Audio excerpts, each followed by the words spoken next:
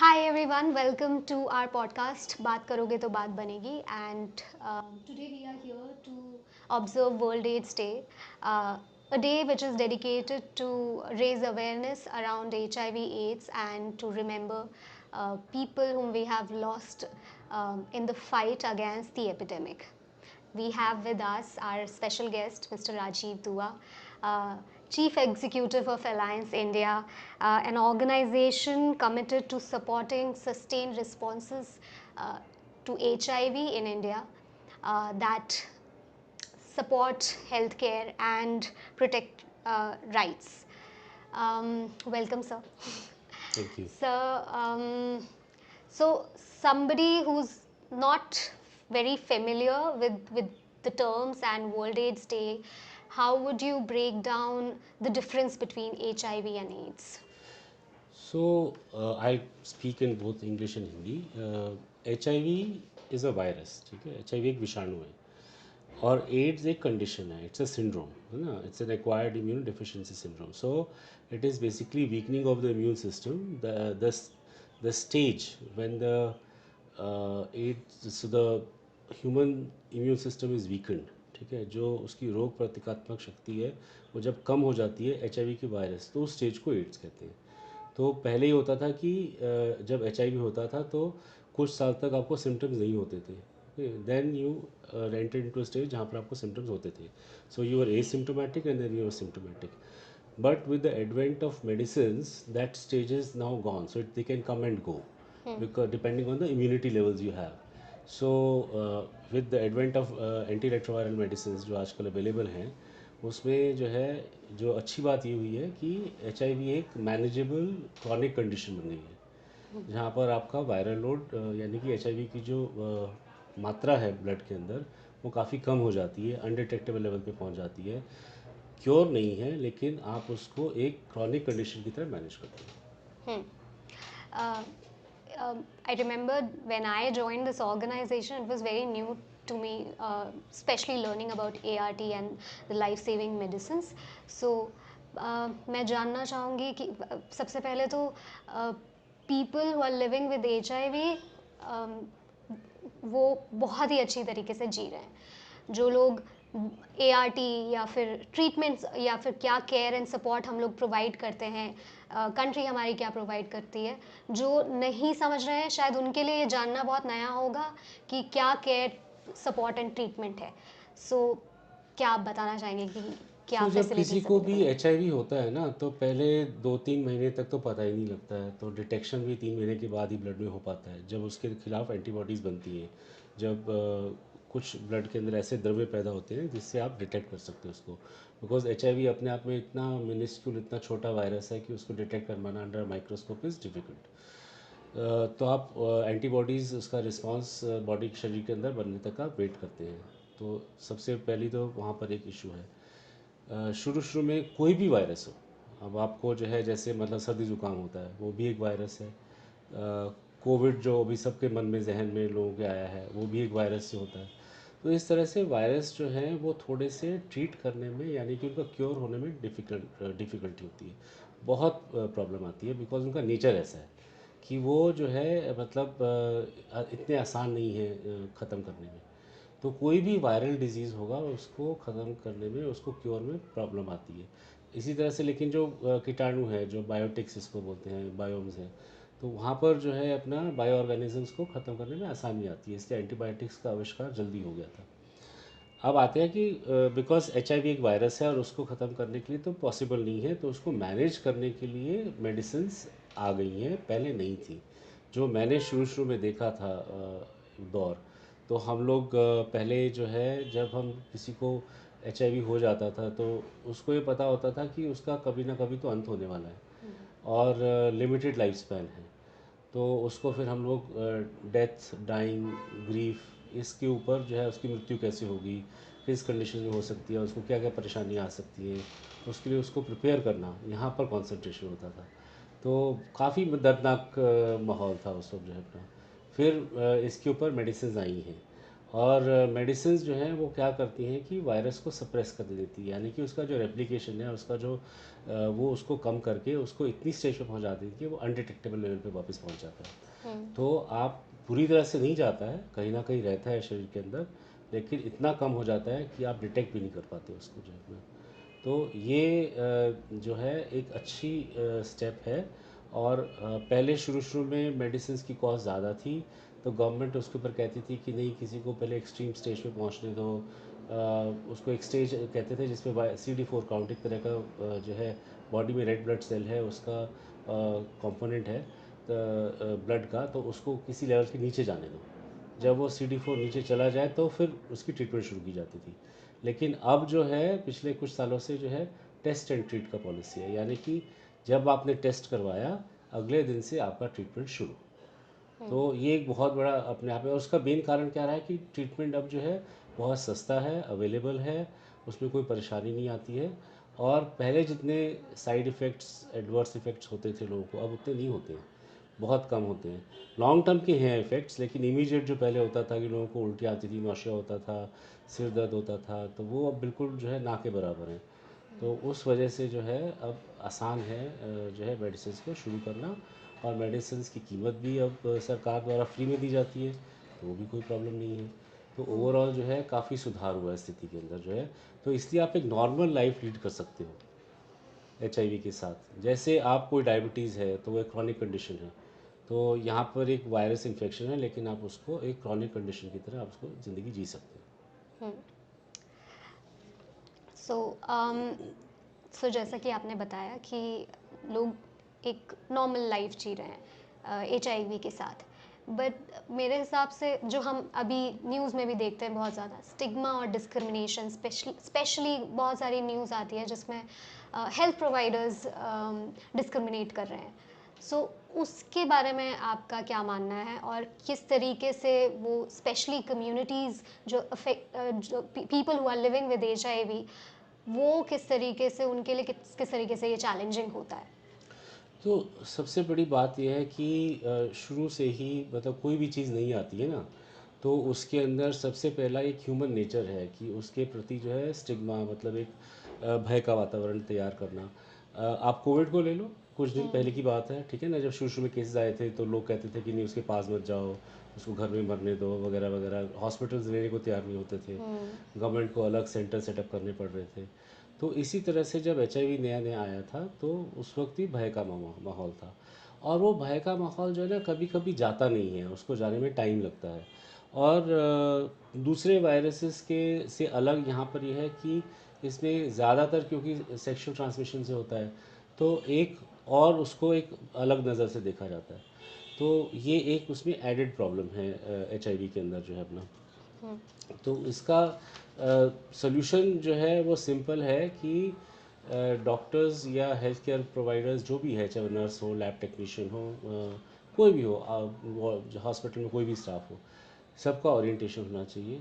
सबके जो है उनके मन में जो कोई भी भय का प्रश्न हो, कुछ भी प्रश्न हो, तो उसके आंसर्स मिलने चाहिए और टाइम टू टाइम होना चाहिए। तो हुआ क्या है कि शुरू शुरू में तो इसके ऊपर बहुत ध्यान दिया गया, हेल्थ केयर प्रोवाइडर्स जो है, जो स्वास्थ्य कर्मचारी हैं, उनके अवेयरनेस के ऊपर। और फिर वो कहीं जो है पीछे चला गया। तो हम ये देख रहे हैं कि वो एक अभी भी बना हुआ है स्थिति, और डॉक्टर्स कई बार रिफ्यूज़ करते हैं, वो इसलिए नहीं, उनके मन में भय होता है। तो अगर आप उनको वापस करेंगे जो है ट्रेन, या वापस सेंसिटाइज करेंगे या उनको इन्फॉर्मेशन देंगे, उनके मन का भय निकालेंगे, तो वो जो है वापस करना शुरू कर देते हैं। ऐसा हमने ज़्यादा जगह पे देखा है। तो ये एक मतलब प्रोसेस है जिसको कंटिन्यू रखना पड़ेगा। और उसका सबसे बढ़िया जो उपाय है कि वो जो जितने भी हेल्थ केयर प्रोवाइडर्स हैं, सबके करिकुलम, चाहे वो नर्सिंग स्टाफ हो, चाहे वो लैब टेक्नीशियन हो, चाहे वो सोशल वर्कर हो, चाहे वो डॉक्टर्स हो, सबके ट्रेनिंग करिकुलम में जो है ये होना चाहिए। यानी कि सबके सिलेबस में ये ऐड होना चाहिए कि HIV क्या है, और इससे जो है भयभीत ना होने के मतलब कि आपको क्या करना चाहिए, क्या जानकारी आपके मन में होनी चाहिए, आपके पास होनी चाहिए। ठीक है, क्योंकि एक मैनेजेबल कंडीशन है। अब तो ये भी है, दवाइयाँ उपलब्ध हैं कि अगर मान लो गलती से किसी को कुछ हो भी गया, जिसको हम नीडल स्टिक इंजरी बोलते हैं, ठीक है ना, मेडिकल भाषा में, तो उसके ऊपर भी 28 दिन का कोर्स लो तो जो है आपको होने के चांसेस ना के बराबर हैं।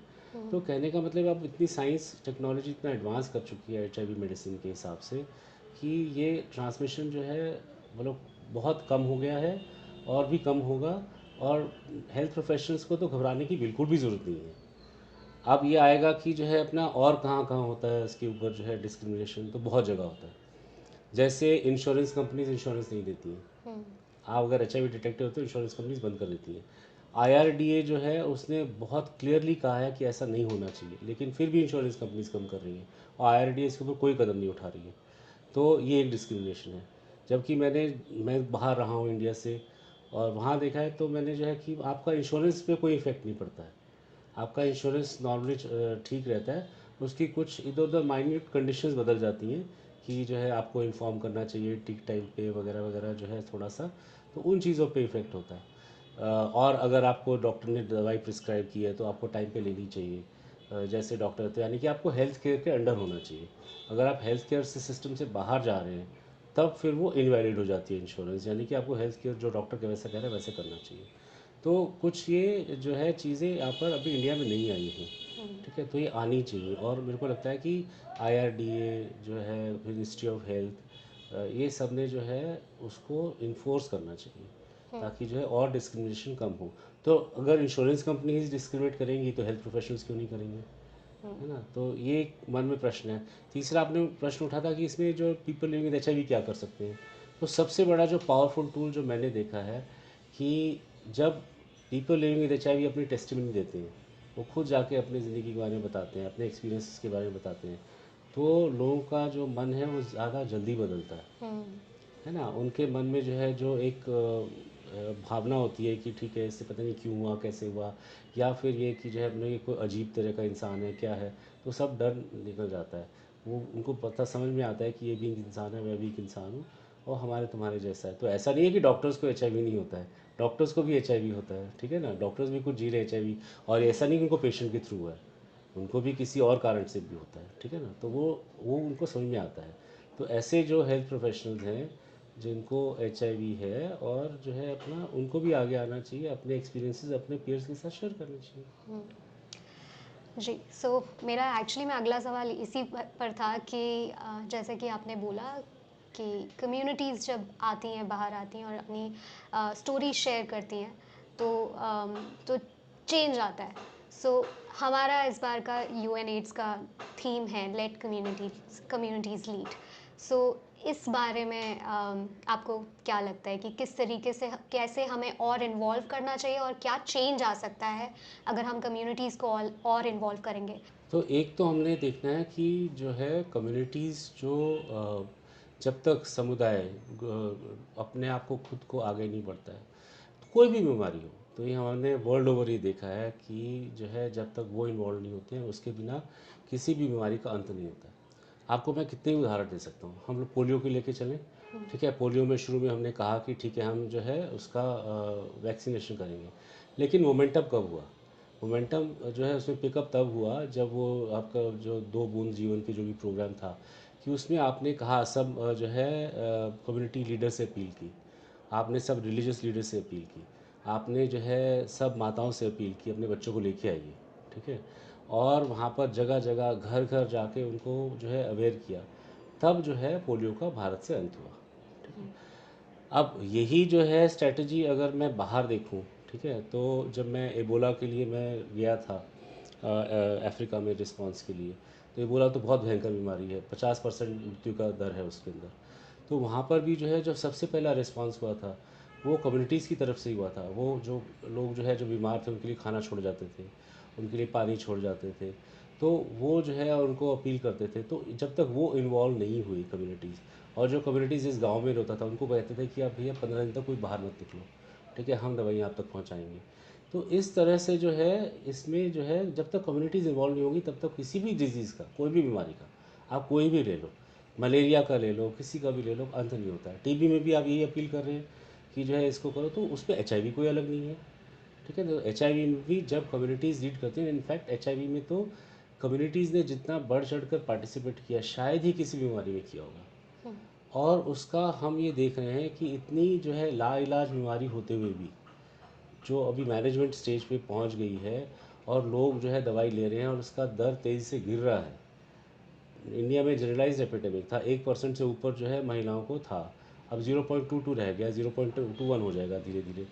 तो ये जो स्टेज आई है इतने कम सालों में, वो इसलिए आई है क्योंकि कम्युनिटीज़ के लोग जो है, चाहे वो सेक्स वर्कर्स हों, चाहे वो ट्रांसजेंडर हो, चाहे वो खुद HIV से जीवित व्यक्ति हो, सब ने इसमें पार्टिसिपेट किया है। सब ने अपने लोगों को जाके बताया है कि ये बीमारी क्या है, इससे बचना कैसे और इसके साथ जीना कैसे है, और इसके साथ जीना किस ढंग से है ताकि हम और किसी को प्रभावित ना करें। तो ये सब जो मूवमेंट शुरू हुआ है ना, तो ये एक अपने आप में एक बहुत बड़ा अच्छा उदाहरण है कि बिना कम्युनिटीज़ के, बिना समुदाय के, बिना लोग व्यक्तियों के, सिर्फ बायोमेडिकल दृष्टि से कोई भी बीमारी के ऊपर विजय नहीं पाई जा सकती। जो हमारा विजन है to end AIDS by 2030, current scenarios को देखकर, अभी हमने स्टिग्मा डिस्क्रिमिनेशन की बात करी, हमने कम्युनिटीज़ को इन्वॉल्व करने की बात करी, इन सभी चीज़ों को मद्देनज़र रखकर हम किस तरीके से अपने गोल की तरफ आगे ज़्यादा और बेहतर तरीके से बढ़ सकते हैं। तो अभी हम ऑलमोस्ट 2023 तो ख़त्म हो रहा है, 2024 आ गया जो है, अपना 6 साल बचे हैं इस गोल को अचीव करने के लिए। अभी पहले देख लेते हैं कि गोल है क्या। गोल एंड एड्स का जब हम बोलते हैं तो उसका मतलब ये बोलते हैं कि end AIDS as a public threat, यानी कि इसको एक ऐसा जो है थ्रेट ना रह जाए कि जो बहुत तेज़ी से फैलती हुई बीमारी ना हो। जी। ठीक है, वो एक बहुत लिमिटेड बीमारी हो और बहुत लिमिटेड लोगों को हो। और एड्स एक सिंड्रोम है, जैसे बताया ना शुरू शुरू में पहले प्रश्न के ऊपर बात की थी, जी। कि वो जो है उससे कोई लोग ना मरे। यानी कि देखो, मरना तो है सबने, यहाँ जो इंसान आया है उसने जाना भी है एक दिन, जी। लेकिन वो किस से जाएगा। आप ओल्ड एज के कारण से जाओ तो अलग चीज़ है, ठीक है ना, लेकिन जो है early death because of HIV वो ना हो। तो आपकी मेडिसिन इतनी इफेक्टिव होनी चाहिए कि कोई भी इंसान जो है एड्स या एड्स रिलेटेड कॉज से ना मरे, यानी कि जो विषाणु से जो रोग प्रतिकारात्मक शक्ति कम होती है, ठीक है, उससे ना मरे। तो और उससे जो है मेडिसिन अवेलेबल है, यानी कि मेन जो है हम ये कहना चाह रहे हैं कि जिस भी व्यक्ति को जो है HIV है, तो उसको जो है ट्रीटमेंट मिलना चाहिए। अब सबसे बड़ा चैलेंज जो दुनिया में आता है कि बहुत से लोग ऐसे हैं जो HIV के साथ जी रहे हैं, लेकिन उनको ये नहीं पता कि उनको HIV है, क्योंकि उन्होंने कभी टेस्ट नहीं करवाया। और जैसे मैंने पहले कहा था कि कुछ साल पहले साल आपको पता ही नहीं लगता, बिकॉज आपके शरीर में वो विषाणु है कि नहीं है, क्योंकि कोई सिम्टम नहीं होते, कोई रोग के कोई लक्षण नहीं होते। तो और जो होते भी हैं मामूली से जो फीवर हो गया या हल्की फुल्की खांसी हो गई वगैरह, तो लोग ध्यान नहीं देते उसके ऊपर। तो इसके ऊपर जो भी जो है हर एक लोगों ने अपने ऊपर वॉच करना चाहिए, अपनी जो है HIV के प्रति जो है अपनी नॉलेज जो है वो बढ़ानी चाहिए। और समय समय पर अगर उनको लगता है उन्होंने कोई ऐसा रिस्क लिया है तो उसका टेस्ट करवाना चाहिए। रेगुलर टेस्ट है, साल में एक बार करवाओ, 6 महीने एक बार करवाओ, वो करवाना बहुत ज़रूरी है। हम लोग जो है अपना BP चेक करवाते हैं, अपना जो है वेट चेक करते हैं।